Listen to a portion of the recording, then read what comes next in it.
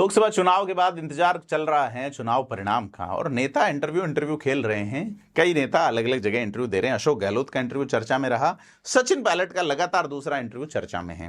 सचिन पायलट ने अपने दूसरे इंटरव्यू में कई सारी चीजों का जिक्र किया है, जिसमें उन्होंने अमराराम का नाम लिया है रविंद्र सिंह भाटी का भी। आज इसी पे विश्लेषण करेंगे। नमस्कार, मैं प्रदीप।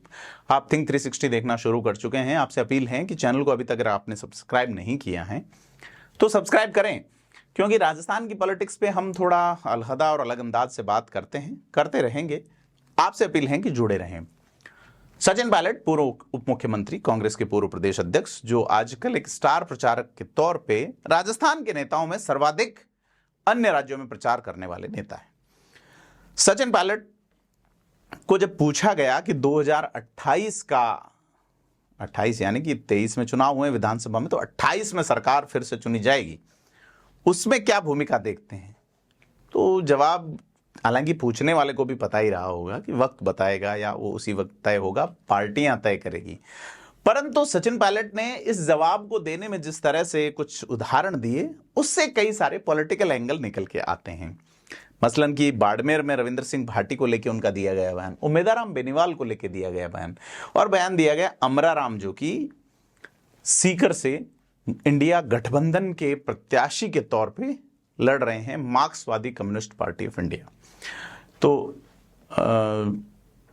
सचिन पायलट ने कहा कि हम जिनके खिलाफ 3 महीने पहले, 4 महीने पहले तक जिनके खिलाफ प्रचार कर रहे थे, उस व्यक्ति की नीति या नियतों पे बात कर रहे थे कि इन्हें वोट नहीं करें, हम उन्हीं का प्रचार करना पड़ा। क्या सचिन पायलट इंडिया गठबंधन की इस अवधारणा को अलग तरीके से दिखाना चाहते हैं? मसलन राजस्थान में ही अगर अपन उदाहरण देखें तो जिन प्रहलाद गुंजल के खिलाफ कांग्रेस खड़ी थी, प्रहलाद गुंजल का ही कांग्रेस प्रचार करती रही। जिन उमेदाराम बेनीवाल के खिलाफ कांग्रेस खड़ी थी, उनके खिलाफ ही उनके साथ ही कांग्रेस को प्रचार करना पड़ा। जिन अमराराम के खिलाफ कांग्रेस चुनाव लड़ रही थी, उन्हीं अमराराम का कांग्रेस को प्रचार करना पड़ा। जिस राजकुमार रोत के खिलाफ कांग्रेस लड़ रही थी, उस राजकुमार रोत का कांग्रेस को प्रचार करना पड़ा। भाजपा के साथ भी ये चीज आई कि भाजपा ने भी महेंद्रजीत सिंह मालवीय का बागीदोरा विधानसभा में विरोध किया, उनको बांसवाड़ा सांसद बनाने के लिए पूरे घोड़े खोले। यह सारी चीजें जो है, कुल मिला के सचिन पायलट का जो शब्द या जो शब्द विन्यास है, उसकी अगर व्याख्या करें तो उसमें एक चीज तो है कि राजनीति में कौन कब किस पाले में किस एंगल से चला जाए पता नहीं, और व्यक्तिगत आरोप नेता इसलिए कम से कम लगाते हैं कि कब जाने क्या दिख जाए इस पॉलिटिक्स में। राजस्थान के टूरिज्म डिपार्टमेंट का स्लोगन है, लेकिन मुझे लगता है कि इंडियन पॉलिटिक्स का स्लोगन होना चाहिए कि कौन कब कैसे कहां अलग हो जाए और कौन कब कैसे कहां समर्थन पा जाए। मसलन कि पुराने अगर जमाने की बातें करें तो इंदिरा गांधी की सरकार गई, देश में कांग्रेस की सरकार गई, जनता पार्टी की सरकार बनी। सरकार बनने से पहले तक बाबू जगजीवन राम खिलाफ थे, बाद में साथ आ गए जनता पार्टी के, उप प्रधानमंत्री बनाए गए। एक अवसर आया जिसमें चरण सिंह उस समय खिलाफ थे, लेकिन चरण सिंह बाद में सपोर्ट से सरकार बनाते हैं। यही चंद्रशेखर वाला मामला आप देख सकते हैं कि जो अगेंस्ट द कांग्रेस थे, उससे पहले कांग्रेस में कभी सांसद थे, जेल में रहे, फिर अगेंस्ट गए, कांग्रेस की सत्ता को उखाड़ फेंका, फिर बाद में कांग्रेस के समर्थन से सरकार बनाते हैं।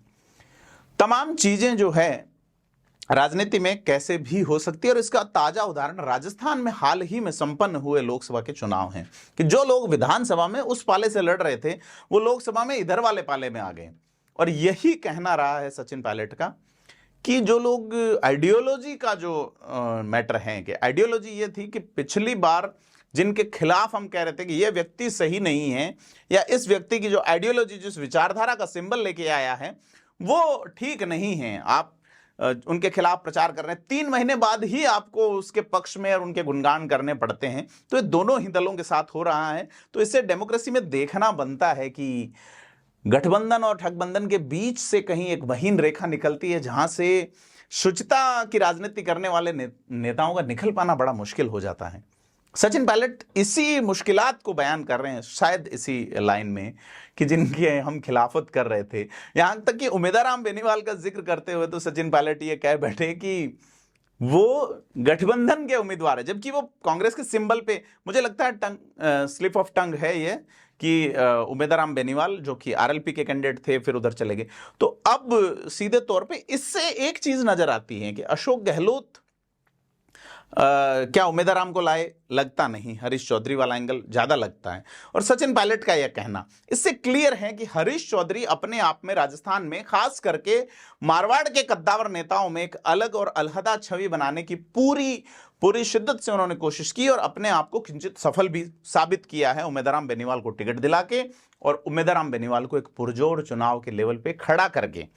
यह चीज मानी जा सकती है। और उनके साथ सीधे तौर पे लगता है कि गोविंद सिंह डोटासरा ने, कांग्रेस के संगठन ने उनका पूरा साथ दिया है, क्योंकि जिस तरीके से अमीन खान अलहदा अलग चले गए, लेकिन बाड़मेर में पिछले ही विधानसभा चुनाव में बागी रहे लोगों की वापसी हुई, जिनमें फतेह खान, जिनमें सुनील परिहार, अशोक गहलोत खेमे के। तो यह सारी चीजें हैं कि राजनीति में कोई स्थायित्व या स्थायी भाव नहीं है कि आप कंटिन्यू यही रहेगा। तो सचिन पायलट का इंटरव्यू बहुत कुछ बयान करता है, जिसमें उन्होंने ये कहा है कि रविंद्र सिंह भाटी ने बड़ी ऊर्जा से चुनाव लड़ा है।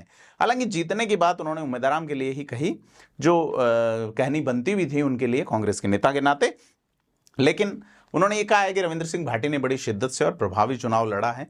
तो एक युवा नेता की तारीफ सचिन पायलट कर सकते हैं। अशोक गहलोत ये कह गए कि मैं रविंद्र सिंह भाटी को जानता ही नहीं, मतलब कि उन्होंने चुनाव में ढंग से नजर नहीं डाली बाड़मेर में, खास करके रविंद्र सिंह भाटी के लिए।